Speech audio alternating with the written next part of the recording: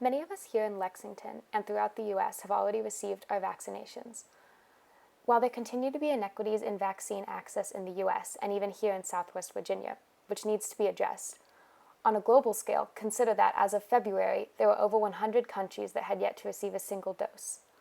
I'll be discussing some of the causes as well as potential solutions for this inequitable vaccine access, as well as how this connects to some of the larger themes we've discussed this semester in POV 101. Specifically, I focus on the role that wealthy countries play in creating this disparity and the role they should play in correcting it. While the leaders and experts in less developed countries have and will continue to play a crucial role in promoting fair access, securing doses, and distributing them equitably, the responsibility for correcting this issue needs to take into account who has been disproportionately benefiting from these inequalities, and I think this line of thinking parallels how we've tried to make sure we are looking at inequality both from the side of poverty as well as the side of privilege in this course. Throughout this presentation, I'll be referencing statistics and quotes, many of which come from articles by Emily Rahala of the Washington Post as well as the BBC. Given all we've discussed this semester, including the legacies of colonialism and who reaps the benefits as well as who bears the consequences of unchecked capitalism, it's no surprise that vaccine distribution is unequal. As of last week, 66 Americans, nearly 20% of the country, had been vaccinated against COVID-19. Meanwhile, COVAX, a unified initiative between the World Health Organization, UNICEF, and other NGOs, with the goal of promoting fair vaccine distribution, had only given 38 million doses, which are expected to be shared among 100 countries. COVAX has a 2021 goal of 20% vaccination, which we've nearly met here in the US, among all participating countries, and at the current rate, as well as accounting for supply limitations, COVAX will struggle to meet this goal by the end of the year. Additionally, it should be noted that thus far only 2% of the global supply has gone to African countries, and at this rate, there will be many citizens in less developed countries around the world left unvaccinated through 2024. At the end of 2020, wealthier countries, which composed 14% of the global population, had signed advance agreements with vaccine manufacturers to secure 53% of available doses. This included the entire available supply of Moderna as well as 90% of the supply of Pfizer at the time. On average, these countries have claimed to enough doses to fully vaccinate their populations 3 times over. The graph here shows the percentage of a country's population that's had at least 1 dose of the vaccine. It's small, but the US is at the top on this chart. Though you should note that Israel, the UK, and Chile actually have higher rates than the US currently has. The 3 lines at the very bottom show Australia, Africa, and Pakistan, which is the 5th largest country in the world, having fewer than 0.5% of their population receiving even a single dose. This hoarding by wealthy countries places increased strain on manufacturers who are reluctant to outsource production and make their full technology publicly available. Moderna, for example, expects to use the novel COVID mRNA vaccine technology in future products and as a result doesn't want to share this technology publicly right now. A coalition of 80 countries led by South Africa and India has petitioned the World Trade Organization for intellectual property waivers, but this has not been approved after being blocked by the Biden administration as well as governments of other developed countries. However, as I'll discuss later, simply getting these patent waivers won't be sufficient for addressing these production limitations.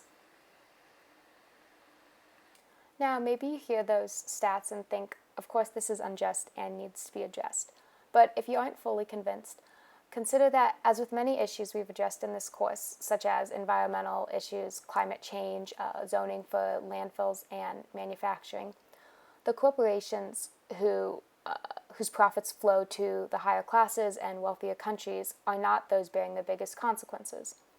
Rather, less developed countries on a global scale or low-income Black and brown communities within the United States, those communities and countries who play little role in creating these problems are those most impacted by the negative externalities of the solutions. In less developed countries, as you would expect, the pandemic has added on to the list of challenges they already face, placing further strain on a healthcare system dealing with diseases like malaria and HIV/AIDS. Additionally, many economies have been hard hit by the fall in tourism and decreased remittances returning to the country and within the country to rural areas.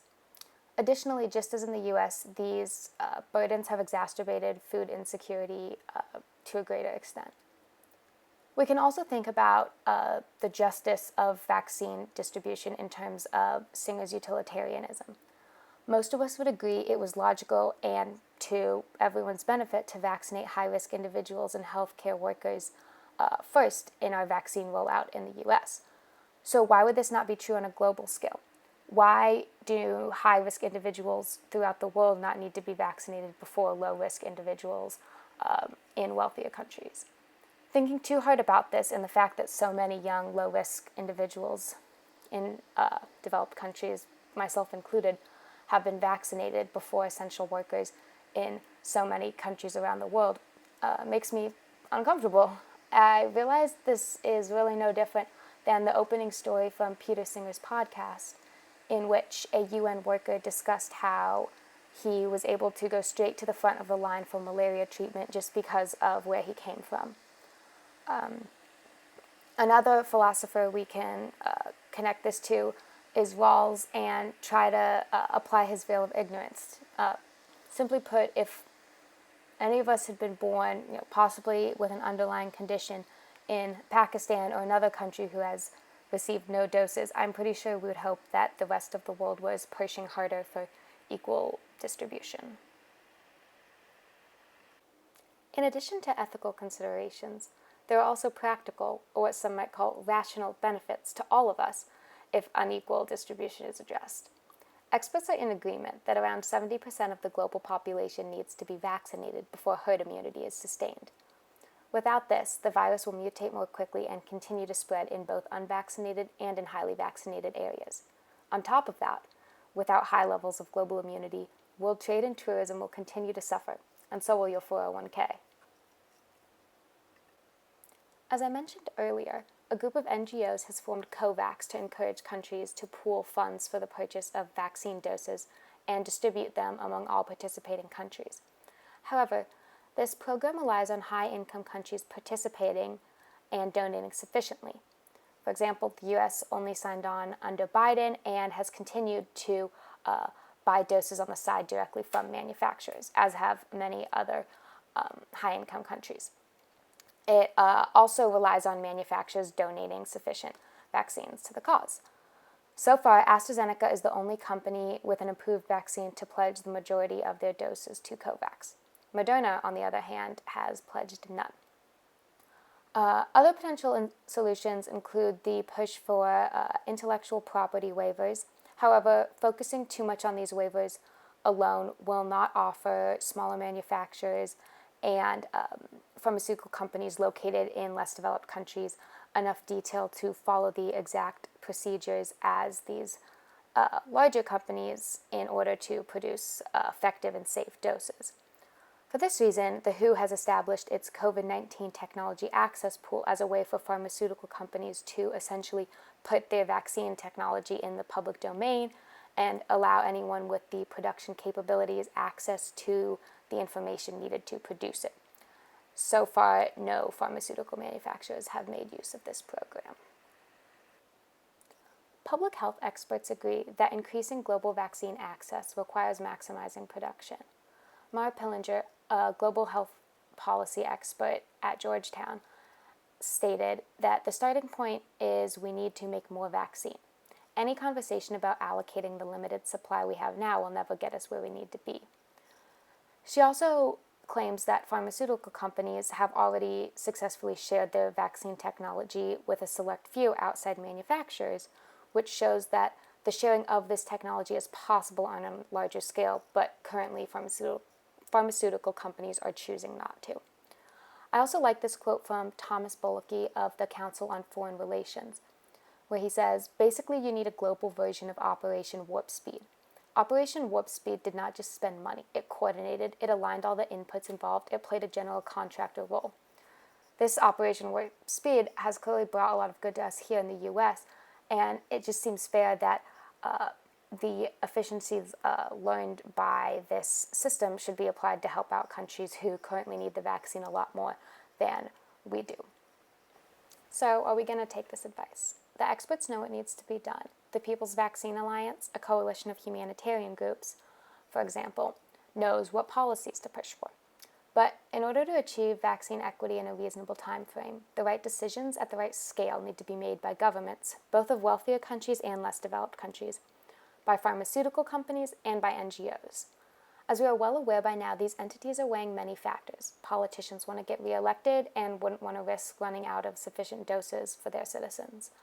They also want financial backing from pharmaceutical companies who in turn are considering their profits from the COVID vaccine, but also future revenue streams and how they would suffer by freely sharing this technology right now. However, both of these groups will be considering the implications and benefits to them of global herd immunity. Additionally, just for show actions by these entities will not be enough. For example, the U.S. government has offered up around 5 million vaccines to be donated to less developed countries, but our surplus is currently tens of millions or even more. NGOs, for the most part, have been doing their job, but they rely on the funding and the supply of vaccines from governments and manufacturers to effectively take action. Individual donations and grit isn't going to get them where they need to be. This brings me to one final point, and that's the role that us as individuals, specifically individuals in a high-income country with high vaccine access, play in this. All semester, we've come back to the ideas of Stevens and Zhang, as well as Iris Marion Young's thoughts on inclusion and exclusion, to help explain that poverty, oppression, lack of access to a life-saving vaccine is a direct result of wealth, privilege, and the fact that here in the U.S., we are excited to have lots of vaccines. It's difficult to think of how we can make any changes in our individual lives that would improve this situation for anyone else. The fact of the matter is the vaccine's here, the doses that are already here are here to stay, and we aren't going to help anyone by not getting it when it's our turn. But we can continue to follow the guidelines even as things start to open up. And, personally, I think, volunteering for clinics that are closer to home, or, just taking action to, help in COVID treatments more locally, donating blood, these aren't going to make the global change necessary to correct this disparity, but I like to think that, a little change here or there could, add up and, improve the, speed at which someone in more need might get the vaccine. However, as I said, this is a global issue, so the real big picture solutions do need to come from the top down and will require both short-term and potentially long-term sacrifices to those most benefiting from these disparities. But the sacrifices that corporations and politicians will take are not comparable to the loss of life that will occur if the vaccine is not distributed equitably. However, if nothing else, I'm most hopeful that our leaders will understand the importance of meeting the threshold of 70% global vaccination, and that this will push them to take bigger strides in addressing these disparities. So I apologize, we've gone a bit over time, but thank you for listening if you've made it this far, and hopefully we can all be just a little more grateful that we do have access to the vaccine here.